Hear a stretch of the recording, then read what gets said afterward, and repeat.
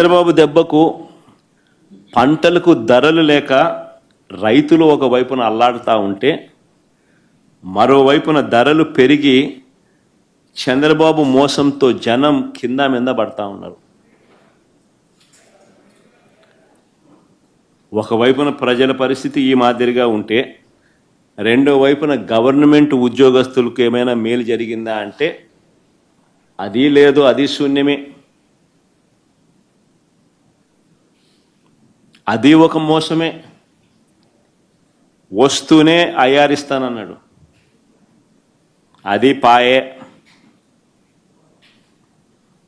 ఉన్న పిఆర్సీని రద్దు చేశాడు, కొత్త పిఆర్సీని ఇంతవరకు వేయలా.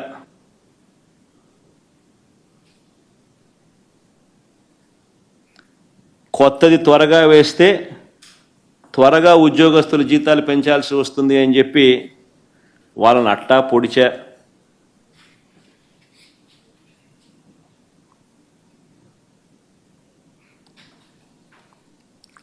మూడు డిఏలు పెండింగ్ ఇప్పటికే. ఈ జూన్ నెలాఖరికి వచ్చేసరికి జూలై 1 వచ్చేసరికి 4వ డిఏ పెండింగ్.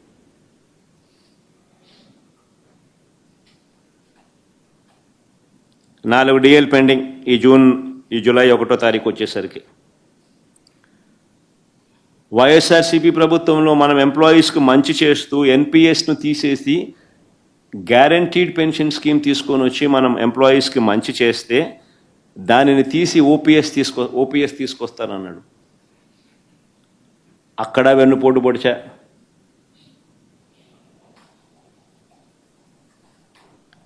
దాదాపుగా ఉద్యోగస్తులకు ఇవ్వాల్సిన బకాయిలే 20,000 కోట్లు పైచిలుకున్నాయి.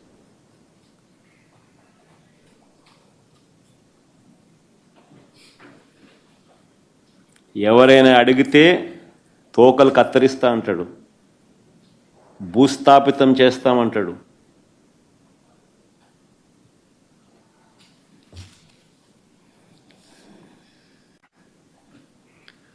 ప్రజలకు తానిచ్చిన వాగ్దానాలను ఎగవేయడానికి మాత్రం తాను తన ఎల్లో మీడియా ఇద్దరూ కూడా రకరకాల స్కెచ్లు వేస్తారు.